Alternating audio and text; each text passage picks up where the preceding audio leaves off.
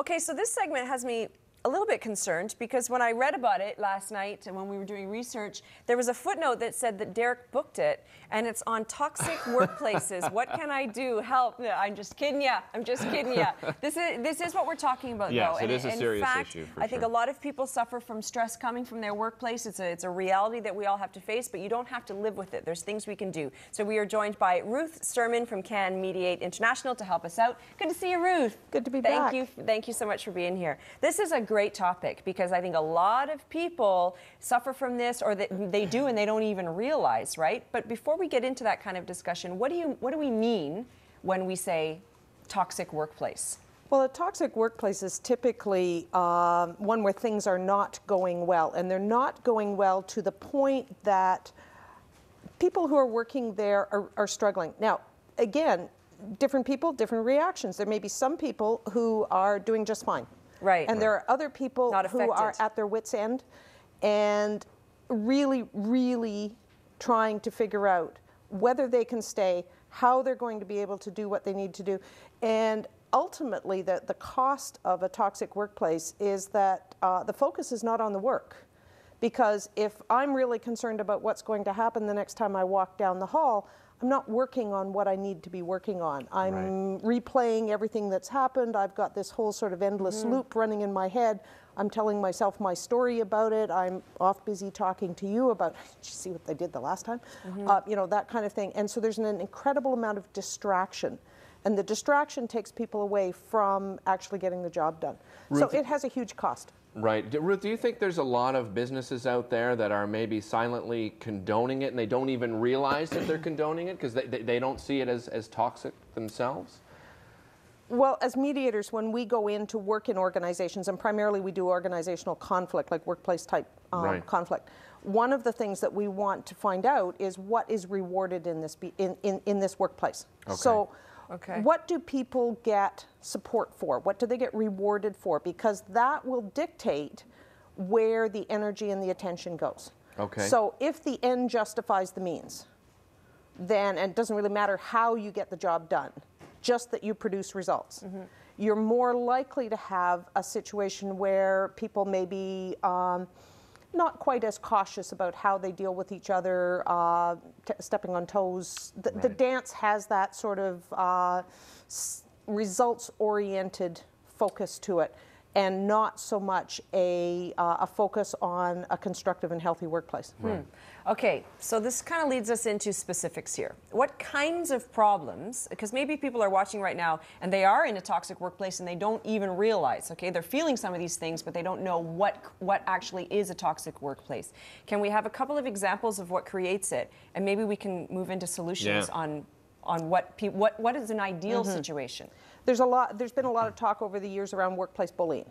Yes. So in some cases that may be one individual who's making some less than appropriate comments or jokes, but you know, in the grand scheme of things, on a 0 to 10 scale, maybe ranks at a 1 or a 2. It's frustrating. It's not what you'd like, but overall, it's not that bad. Right up to a very systematic targeting of, we are going to get this person or this group. They end up with all the drudge files. They end up being basically singled out. So everybody else puts in their application for holiday time and it gets approved within days. Theirs takes 3 weeks. Professional development opportunities aren't there. They're basically relegated to the drudge type files or work. And so you end up with people who are on the receiving end of that kind of very systematic and in some cases malicious and intentional targeting. That's at the other extreme. Well, that's a great example to use, Ruth. So let's say that's happening to somebody. How do they go about getting themselves out of that situation? Well, in much the same way that bullying and nastiness on the playground or in any other context thrives in the dark, think about domestic abuse. When I was a child, no, we didn't talk about domestic abuse. Right. Yeah. If you were being targeted or hurt or whatever, you didn't complain because nobody was going to believe you anyhow. All of that has now basically been put on the table. Let's talk about it. Same thing happens in workplaces, the same kind of dynamics. If you can find a way, and there is a risk management element here in terms of finding a way to do it where you're not going to jeopardize your career, where you're going to manage that concern around repercussions, and that is huge for people in the sense of how many ways can somebody get back at you?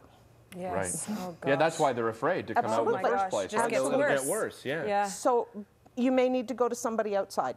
You may need to check in your organization and see what resources do you have available to you. Employee assistance programs, ombuds programs, informal conflict management programs, manager or a senior manager who's more approachable that you might be able to go and talk to. God forbid it's your boss. Well, if it's your boss, it becomes a real problem because typically you would go to your boss with an issue, but if it's the boss that's the problem, then you're going to have to go somewhere else. So it's looking around and saying, first off, do I want to try and address this? Secondly, is there a way that I can do this that I'm comfortable or as comfortable as possible with? It's never a comfortable situation.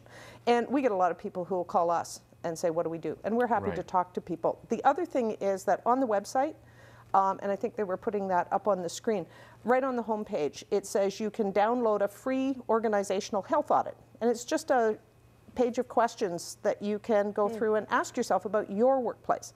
And if you've got any concerns, give us a call. We'll be happy to talk to people about what they might be able to do to try and turn things around, because there are things that you can do. Leadership is a big one. And not just capital L leadership in terms of who's at the top of the org chart, but a leader is anyone who can make a difference. Well, that could be the janitor. It's people starting to say, you know what, this is not what I want in my workplace. The power of witnesses. Yes. Think about what happens if there's a inappropriate conversation going on between two people and somebody else just stands and watch. They don't even say anything. Does it change the dynamic? Absolutely, because all of a sudden there's somebody else who's seeing it. And so in that context, behavior often changes.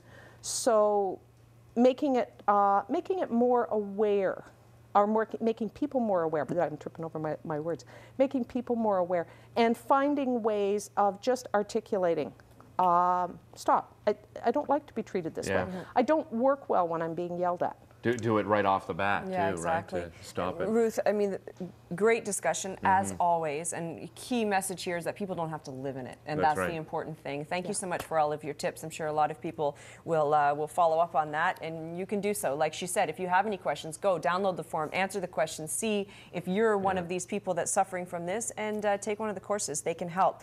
You can find out more information at canmediate.com, as well as Ruth's blog, ruthsermon.blogspot.com.